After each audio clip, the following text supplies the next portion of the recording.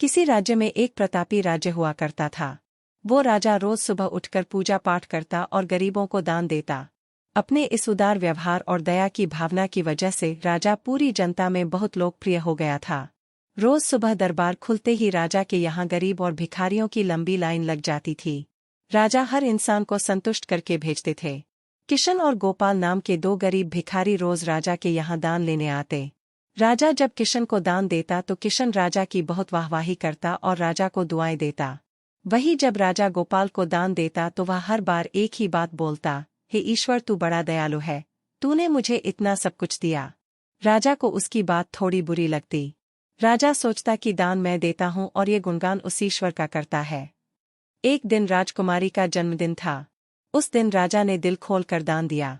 जब किशन और गोपाल का नंबर आया तो राजा ने पहले किशन को दान दिया और किशन राजा के गुणगान करने लगा, लेकिन राजा ने जैसे ही गोपाल को दान दिया वो हाथ ऊपर उठा के बोला, हे ईश्वर तू ही अन्नदाता है, आज तूने मुझे इतना दिया, इसके लिए प्रभु तुझे धन्यवाद देता हूँ। राजा को यह सुनकर बड़ा गुस्सा आया। उसने कहा कि गोपाल, मैं रोज तुम्हें दान देता हूँ, फिर तुम मेरे बजाय ईश्वर का गुणगान क्यों करते हो? गोपाल बोला, राजन देने वाला तो ऊपर बैठा है, वही सबका अन्नदाता है, आपका भी और मेरा भी। यह कहकर गोपाल वहां से चला गया। अब राजा ने गोपाल को सबक सिखाने की सोची। अगले दिन जब किशन और गोपाल का नंबर आया तो राजा ने किशन को दान दिया और कहा, किशन मुझे गोपाल से कुछ बात करनी है, इसलिए तुम जाओ और गोपाल को यहीं छोड़ जाओ। और हाँ, आज तुम अपने पुराने रास्ते से मत जाना, आज तुमको राजमहल के किनारे से जाना है, जहाँ से सिर्फ मैं गुजरता हूँ।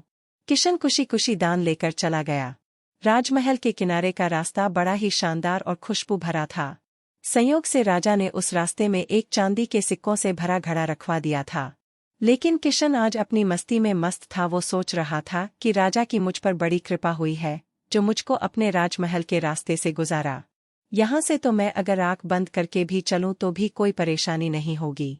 यही सोचकर किशन आंखें बंद करके रास्ते से गुजर गया, लेकिन उसकी नज़र चांदी के सिक्कों से भरे घड़े पर नहीं पड़ी।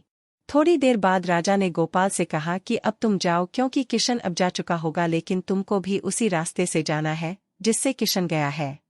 गोपाल धीमे कदमों से ईश्वर का धन्यवाद करते हुए आगे बढ़ चला। अभी थोड़ी दूर ही गया होगा कि उसकी नज़र चांदी के सिक्कों से भरे घड़े पर पड़ी। गोपाल घड़ा पाकर बड़ा खुश हुआ। उसने कहा, ईश्वर तेरी मुझ पर बड़ी अनुकंपा है, तूने मुझे इतना धन दिया। और वो घड़ा लेकर घर चला गया। अगले दिन फिर से जब गोपाल और किशन का नंबर आया तो राजा को लगा कि किशन घड़ा ले जा चुका होगा, इसलिए उसने किशन से पूछा, क्यों किशन, कल का रास्ता कैसा रहा? राह में कुछ मिला या नहीं? किशन ने कहा, महाराज रास्ता इतना सुंदर था कि मैं तो आंखें बंद करके घर चला गया, लेकिन कुछ मिला तो नहीं। फिर राजा ने गोपाल से पूछा तो उसने बताया कि राजा कल मुझे चांदी के सिक्कों से भरा एक घड़ा मिला, ईश्वर ने मुझ पे बड़ी कृपा की। राजा किशन से बड़ा गुस्सा हुआ। उसने कहा कि आज मैं तुझे धन नहीं दूंगा बल्कि एक तरबूज दूंगा। किशन बेचारा परेशान तो था, लेकिन कहता भी तो क्या, चुपचाप तरबूज लेकर चल पड़ा। उधर राजा ने गोपाल को रोजाना की तरह कुछ धन दान में दिया। किशन ने सोचा कि इस तरबूज का मैं क्या करूंगा, और यही सोचकर वो अपना तरबूज एक फल वाले को बेच गया। अब जब गोपाल रास्ते से गुजारा उसने सोचा कि घर कुछ खाने को तो है नहीं, क्यों ना बच्चों के लिए एक तरबूज ले लिया जाए। तो गोपाल फल बेचने वाले से वही तरबूज खरीद लाया जिसे किशन बेच गया था। अब जैसे ही घर आकर गोपाल ने उस तरबूज को काटा तो देखा उसके अंदर सोने के सिक्के भरे हुए थे। गोपाल ये देखकर बड़ा प्रसन्न हुआ और ईश्वर का धन्यवाद देते हुए बोला, हे ईश्वर, आज तूने मेरी गरीबी दूर कर दी, तू बड़ा दयालु है, सबका अन्नदाता है। अगले दिन जब राजा दान दे रहा था तो उसने देखा कि केवल अकेला किशन ही आया है, गोपाल नहीं आया। उसने किशन से पूछा तो किशन ने बताया कि कल भगवान की कृपा से गोपाल को एक तरबूज मिला जिसके अंदर सोने के सिक्के भरे हुए थे। वह गोपाल तो अब संपन्न इंसान हो चुका है। किशन की बात सुनकर राजा ने भी अपने हाथ आसमान की ओर उठाए और बोला, हे ईश्वर, वाकई तू ही अन्नदाता है, मैं तो मात्र एक जरिया हूँ, तू ही सबका पालनहार है। राजा को अब सारी बात समझ आ चुकी थी। दोस्तों, कैसी लगी आपको हमारी ये प्रेरक कहानी? अपने विचार जरूर व्यक्त करें। नीचे कमेंट बॉक्स में जाएं और अपने विचार हमें लिखकर जरूर भेजें। धन्यवाद।